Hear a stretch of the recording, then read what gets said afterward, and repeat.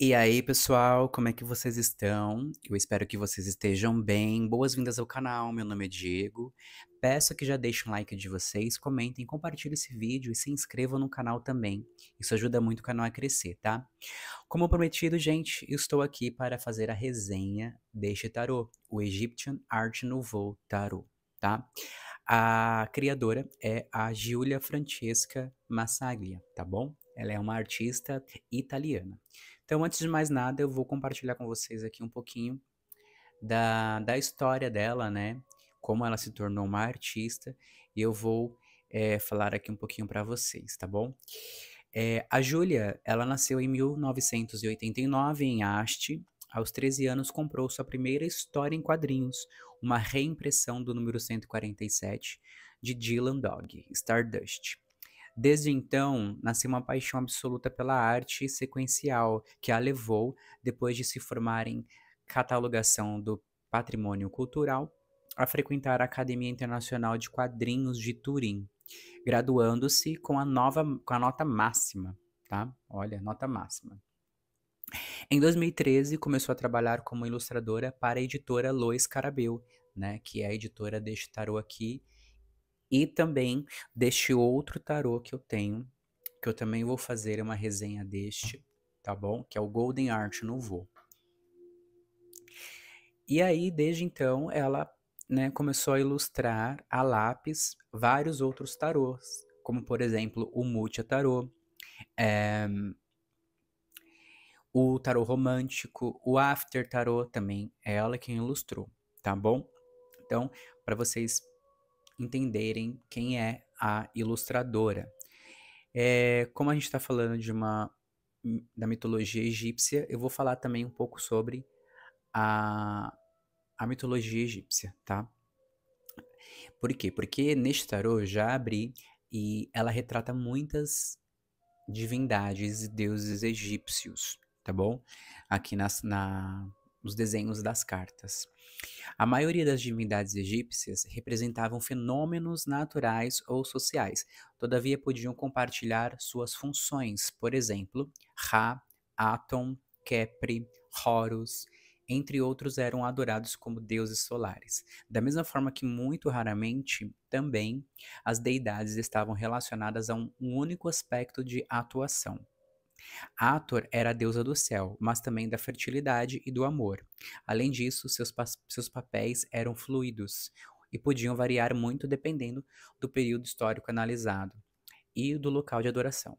Um deus que fosse inicialmente uma divindade local poderia passar a ser cultuado ao longo de outras regiões do Egito e até mesmo por todas elas, tá? Mudanças de funções e de atributos também aconteciam frequentemente. Divindades se transformavam ao longo do tempo, assumindo novas responsabilidades ou deixando de assumir outras. Por exemplo, a deusa Neith era originalmente uma deusa da guerra, mas acabou se tornando uma figura nutridora. Seu papel de deusa mãe era uma importante referência materna aos deuses, a tal ponto que ela recorriam para aconselhamento e resolução de suas contendas e disputas. Tá? O caminho contrário também poderia acontecer, e às vezes as transformações eram severas demais, deixando traços muito distintos daqueles originais, como no caso de Seth, que passou de um deus protetor ao primeiro assassino do mundo. Apesar de suas diversas funções, a maioria dos deuses tinha um princípio e um objetivo em comum: manter o que eles chamavam de Ma'at, a ordem universal.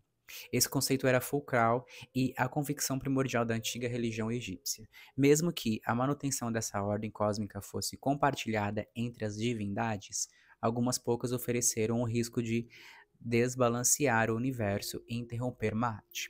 Foi o caso da serpente Apep, a força do caos, e inimigo do deus Sol, Ra, que tentara acabar com a ordem do universo, tá? Vou aqui apresentar o tarô para vocês. A caixinha é uma caixinha simples de papelão, tá bom? Não é tão forte como aparenta ser.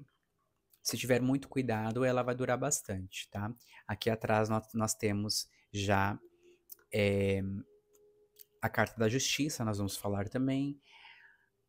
o nome da ilustradora, o nome do tarô. Tem inglês, britânico, americano, espanhol, francês, português de Portugal e português aqui do Brasil, tá bom? Ela é da editora Luiz Carabel, tá? Vem um cartão.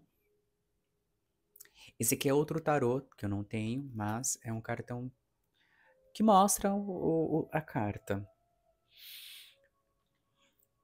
A qualidade, gente, da carta, deixa eu pegar aqui, ela é padrão Luiz Carabel. Ela é maleável, mas ela é firme, tá? É como se fosse um cartão mesmo. Eu tenho outro tarô aqui, da Luiz Carabel, que eu também uso. E assim, já tem um tempo já que eu tenho ele, e é de boa usar, tá? Não tem. Ela não degrada fácil, sabe? Não estraga fácil, tá bom? Vamos partir então para os arcanos maiores. Mas antes eu vou mostrar aqui duas cartas, uma carta no caso. Aqui, que é como se fosse uma carta extra, né? Tem o olho de Horus aqui, tá bom? Para quem não sabe, Horus, na verdade, o olho de Horus era um amuleto de proteção poderoso e quando foi quebrado em pedaços, em referência à época em que Seth arrancou o olho, né, de Horus, as peças foram usadas para representar os seus sentidos, incluindo o pensamento, em uma série de frações, tá? No lado de trás, muito bonito também, essa imagem do escaravelho, tá? Que na mitologia egípcia representa o deus Kepri. O deus Kepri. E se vocês observarem aqui, tem um sol, né? Na verdade é um círculo, né? O nome Kepri ele deriva da palavra egípcia antiga Keper, que significa tornar-se ou ser transformado. Kepri é a divindade protetora contra o mal. O termo escaravelho, além de ser usado para designar um inseto, e o amuleto sagrado passou a ser empregado na língua egípcia antiga como verbo e tinha o significado de transformar ou renovar. Ou seja, o deus Kepri é o deus da renovação, tá? Então, praticamente ou basicamente, o significado da palavra escaravelho é essa. Então, todas as cartas têm essa traseira aqui, tá bom? Só para comparar o tamanho desta carta com uma carta de um tarô um pouco maior, que esse aqui eu já fiz uma resenha, vou deixar aqui nas telas finais para quem quiser ver também. Ele é um pouquinho menor, na verdade o tamanho dele é igual, o que muda é a largura. Pouca coisa, tá vendo? Vamos começar pelos arcanos maiores. E aí, o interessante é que nos arcanos maiores, cada arcano ele tem uma representação, né? E pode também representar algum deus egípcio. Vamos começar pelo o mago. Como vocês podem ver, o mago é a figura de uma mulher, tá? Ela segura uma flor, que é a flor de lótus, no lugar da rosa branca, que é o tarô tradicional. A flor de lótus sempre foi cultivada pelos egípcios antigos. Eles acreditavam que ela representava o nascimento divino e a pureza do coração e da mente, e por essa razão era colocada no interior dos templos, das pirâmides e dos palácios do Egito Antigo, tá? Temos aqui um gato no lugar do cachorro do tarô tradicional, tá?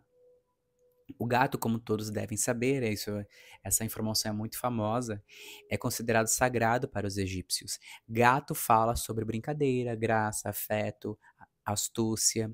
Os gatos também protegiam as plantações e retardavam a disseminação de doenças, matando pestes. Isso a nível físico, né? A nível espiritual, ele protegia os seus donos dos espíritos malignos e afins, tá? Temos aqui o louco. O mago.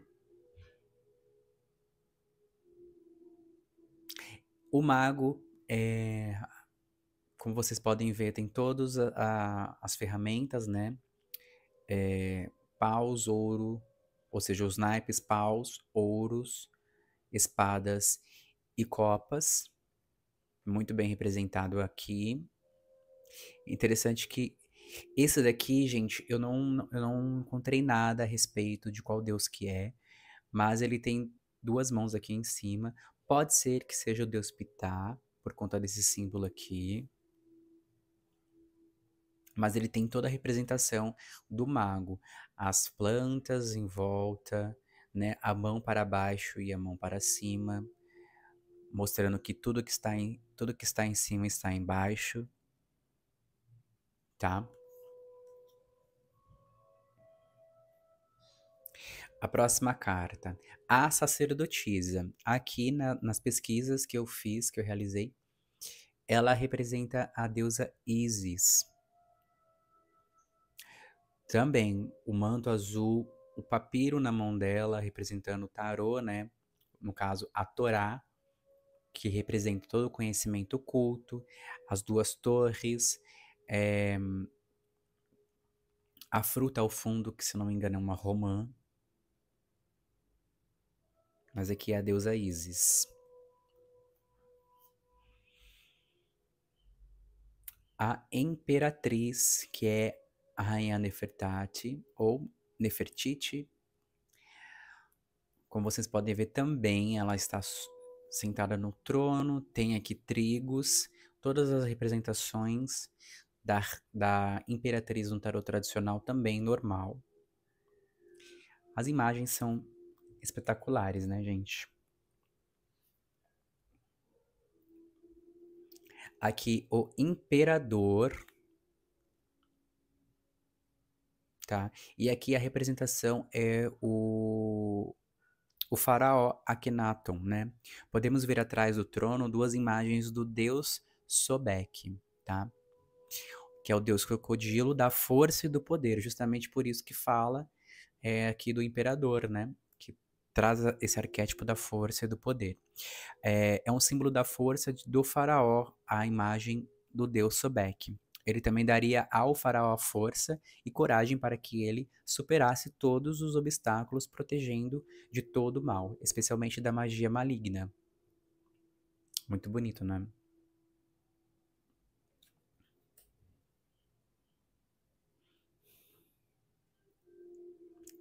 Aqui nós temos o Hierofante, tá? E aqui nós temos o deus Osíris.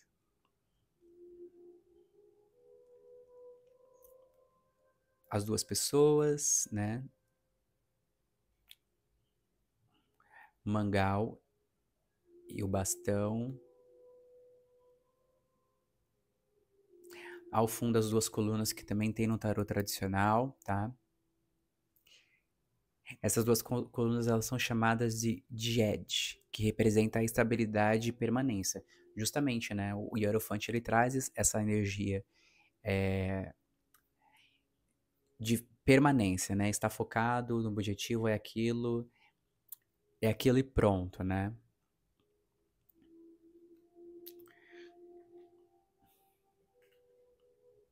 Aqui os enamorados.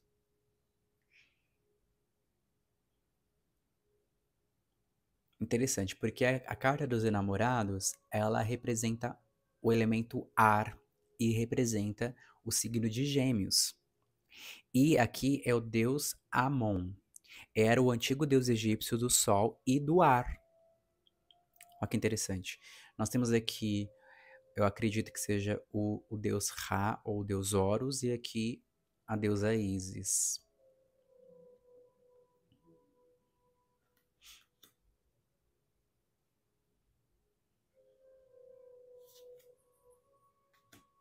Aqui o carro. A imagem do carro é exatamente a mesma do que o tarô tradicional, tá? As duas esfinges, o faraó só com um manto de leão, muito interessante.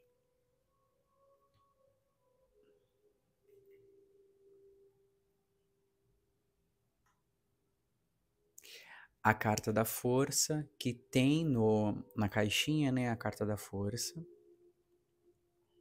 Aqui é a deusa Sekhmet, só que ela não está muito bem representada porque a deusa Sekhmet, ela tem a cabeça de uma leoa. Eu acredito que a Júlia, ela decidiu escolher a deusa Sekhmet por conta disso. E é legal que a deusa Sekhmet, ela pode ser extremamente agressiva, né? Sekhmet, que quer dizer a poderosa. Era representada por uma leoa ou mesmo por uma mulher com rosto de leoa, que levava sobre a cabeça um disco solar e nas mãos um cetro. Devido ao seu temperamento violento, foi considerada a deusa protetora do Egito Antigo e dos faraós durante as guerrilhas. É interessante que fala da força, né? Fala do poder aqui. E é justamente essa força representada no arcano maior, a força.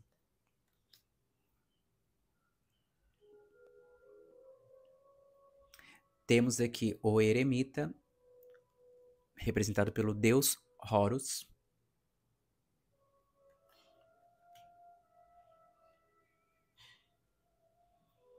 A roda da fortuna.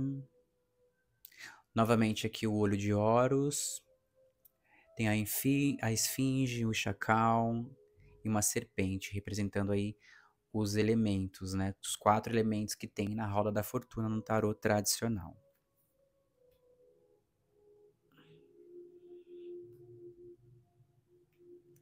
A justiça também tá na caixinha. Se vocês olharem lá no início do vídeo, tem a caixinha que eu mostrei brevemente. É a justiça. E qual que é a deusa representada aqui? É a deusa Maat, deusa da justiça e da honestidade. Maat é a deusa que representa o conceito central da ética egípcia. Em outras palavras, o termo Maat podia ser entendido tanto como o conceito de verdade, justiça, retidão, ordem e equilíbrio, ou como a deusa que representava esses valores. Maat atuava no momento do julgamento final. Ela fazia o morto ler as suas 42 regras, as quais foram chamadas de confissão negativa, que na verdade eram vários pontos que os homens não deveriam ter feito em vida. Em seguida, ela pesava o coração do morto em sua balança, que é essa parte aqui, tá? Lado esquerdo da nossa vista.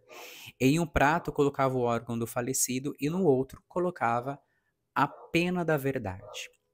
Essa pluma que a deusa levava na sua cabeça, pode observar aqui, ó, também na cabeça dela. E aí o que acontece? Se o coração fosse igual ou mais leve do peso da pena, a alma do falecido iria para o paraíso. Caso contrário, iria para o inferno ser devorado por demônios. Essa é a mitologia, tá? Aqui nós temos o pendurado. Eu sempre gosto de mostrar o pendurado do lado normal para a gente poder ver a feição dele, ó. E aqui ele normal, né?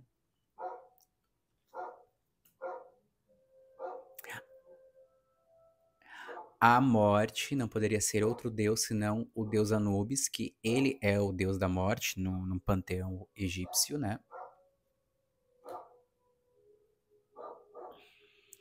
A temperança.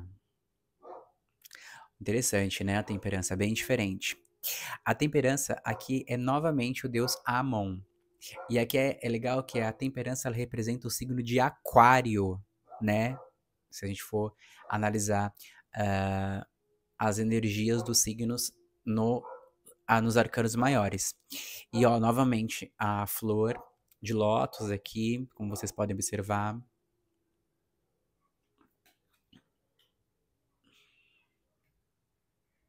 O diabo. Será que vocês sabem quem é o deus representado nessa carta? Se você falou o deus Seth, vocês acertaram. Sim, é o deus Seth. deus das trevas, da maldade. Sete era o deus egípcio da guerra, do caos e das tempestades. Curiosamente, seu glifo aparece até nas palavras egípcias para turbulência, confusão, doença, tempestade e raiva.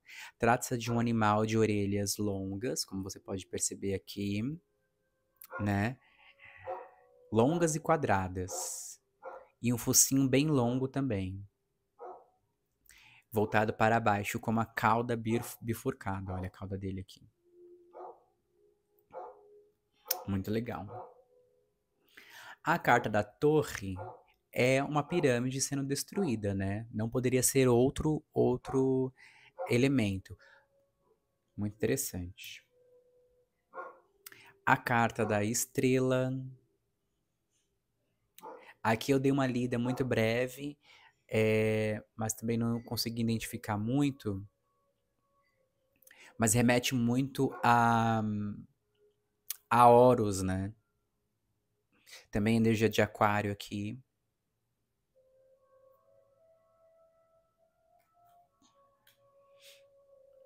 A carta da lua. Qual é o deus que vocês conseguem enxergar? Bom, temos aqui dois babuínos, uma serpente, que representa, no caso, os dois lobos ou cachorros, e o crustáceo que sai do lago, né, no tarô tradicional. Temos sim as duas torres, né, tem um caminho, e aqui é a lua. Quem é que representa a lua? É o deus Khonshu. Khonshu, que significa viajante, era o deus da lua e recebeu esta denominação por ser considerado a personificação da lua, que viajava pelo céu à noite. Por essa razão, o deus da lua era cultuado para proteger os viajantes contra os ataques de animais selvagens. Interessante, né? O sol não poderia ser outro deus também, a não ser o deus Ra, que representa a vida, o crescimento, o calor. Temos aqui também uma criança egípcia cavalgando no cavalo branco. A representação é exatamente a mesma do tarot tradicional. A diferença é que tem o deus que representa o elemento do arcano, que é o sol, deus Ra. Aqui o julgamento.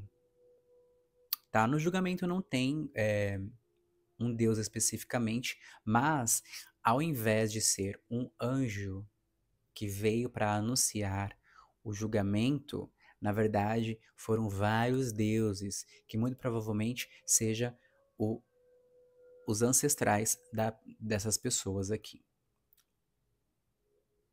Muito interessante, né, gente? E por fim, para fechar os arcanos maiores, o arcano maior, o mundo. E aí, quem vocês acham que são aqui? Temos várias representações aqui, pessoal. O centro, né, no tarot tradicional é uma mulher que sai, né, desse centro, que para mim aqui é um ovo que estoura, né? É um ovo que estoura e surge alguém iluminado, alguém renovado. Aqui, gente, é o deus Ptah, tá? E em sua volta tem os quatro elementos da natureza representados pelos deuses. Ra, que é o fogo, Khepri, que é a terra, Sobek, que é a água, e o pássaro-deus Benu, que é o elemento ar. A simbologia do pássaro Benu era associado à criação do mundo e do tempo, e também auxiliavam os egípcios no momento da morte, ou seja, aqui fala sobre também renascimento, tá?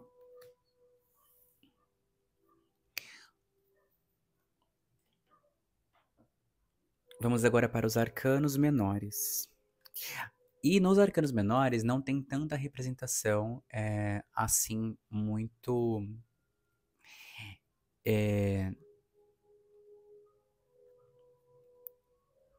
com relação aos deuses, né? Tem mais alguns elementos do, do Antigo Egito, tá bom? Vamos lá. O Ás de Copas, vemos aqui o pássaro Beno, né? Que é o deus Beno, E o Ás de Copas ele fala, né, e retrata algo divino sendo entregue, né? O 2 de Copas, a diferença aqui é o cajado de Osíris, né? Ou melhor, é o cetro de Hermes Trismegisto, que também se relaciona com o deus Thoth, tá?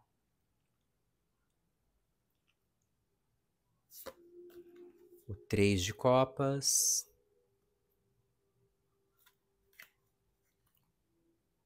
quatro de Copas, 5 de Copas,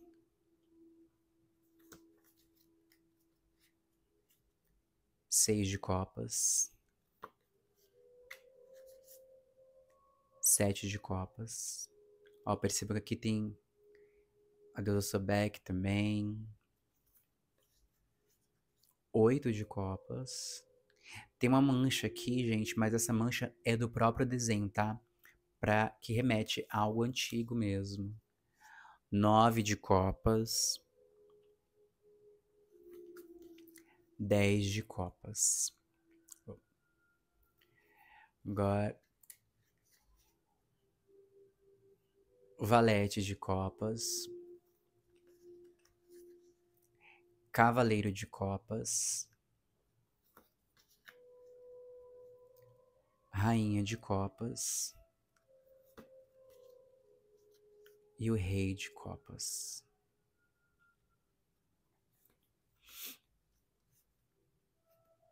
O Ás de Paus, representado pelo cajado de Osíris, tá? Eu falei no naipe anterior, mas é neste naipe. 2 de Paus. 3 de Paus. 4 de Paus. 5 de Paus. 6 de Paus. 7 de Paus. 8 de Paus. 9 de Paus. 10 de Paus. Valete de Paus.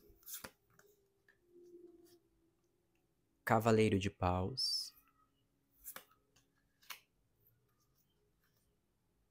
Rainha de Paus. Observa que também tem o gato preto do tarô tradicional, tá?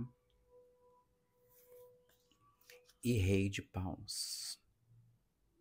Ó, o manto dele com a salamandra de fogo, uma salamandra de fogo aqui.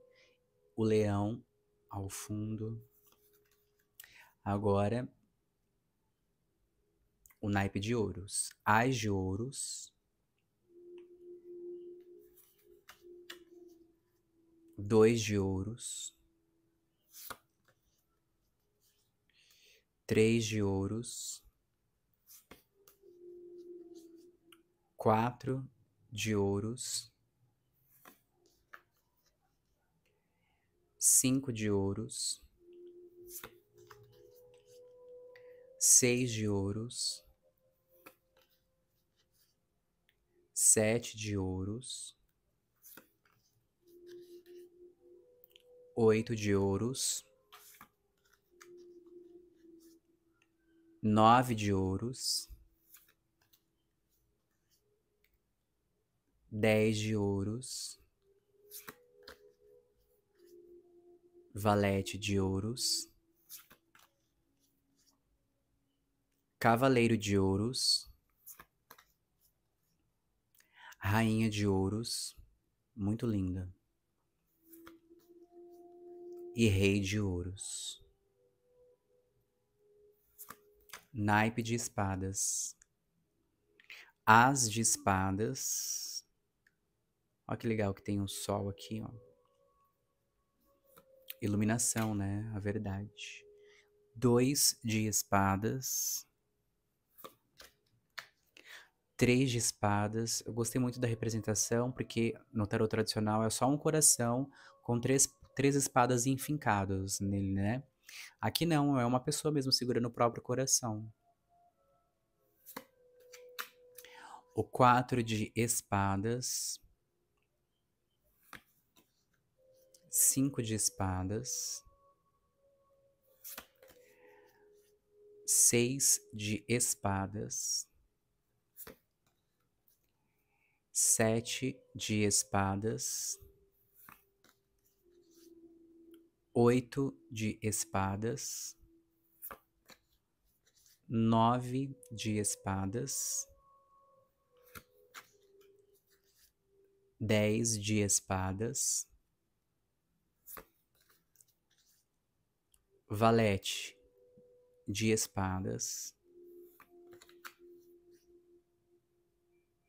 Cavaleiro de espadas. Rainha de espadas. E rei de espadas.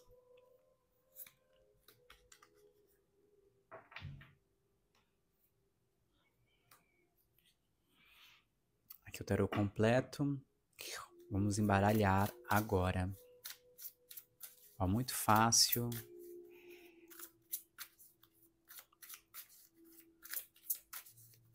Ele, ao mesmo tempo que é leve, ao mesmo tempo ele é pesado, tá? Eu embaralho dessa forma. O manuseio não é difícil. Até mesmo para quem tem uma mão pequena, não é difícil, tá?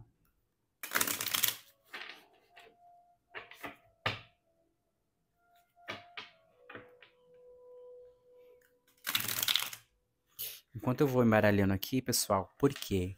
Se você chegou até aqui, eu vou tirar uma carta indicando um conselho para você que chegou até esse vídeo, tá? Eu vou deixar o link de onde eu comprei na descrição do vídeo e também as referências bibliográficas, tá? Porque todas as informações eu tirei de alguns livros.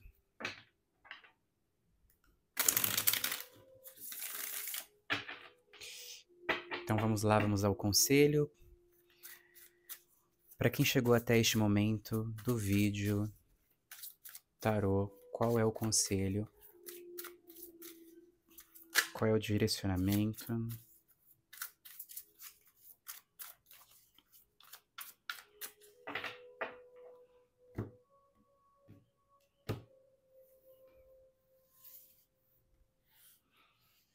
Por favor.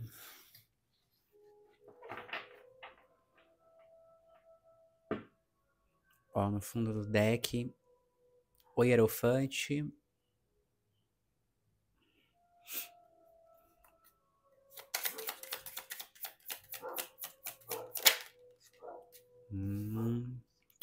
Quatro de ouros.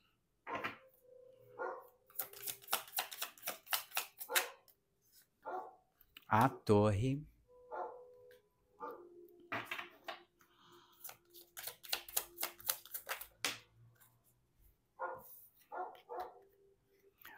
Dez de espadas.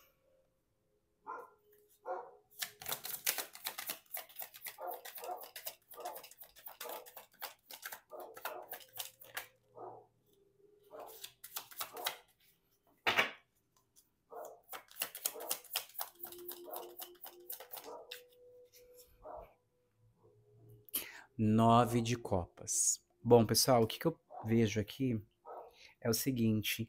Eu percebo vocês, né? O conselho é, não fique presos àquilo que vocês talvez tenham como a única solução, tá? Mesmo porque a torre virá para essa situação, vai desabar e vai te tirar de um lugar de pensamentos destrutivos. Pensamentos aos quais você talvez tenha, por motivos óbvios, né? medo de escassez, medos de perder o que se tem. Não tem esse medo, tá? E quando você se permitir a não ter esse medo ele desaba, você sai deste lugar e chega aqui, ó, nessa plenitude de perceber que tudo aquilo que vocês tinham medo de perder, vocês simplesmente agruparam e utilizaram todos os recursos que vocês tinham para crescer, tá? Então não tenha medo de escassez, mas pense que o recurso que você tem agora é o grande impulsionador para chegar a um lugar mais elevado. E aí pode ser material, pode ser profissional, financeiro, emocional e espiritual, tá bom? Bom, pessoal, eu agradeço para quem ficou até aqui o vídeo e eu vejo vocês no próximo vídeo de resenha. Até lá!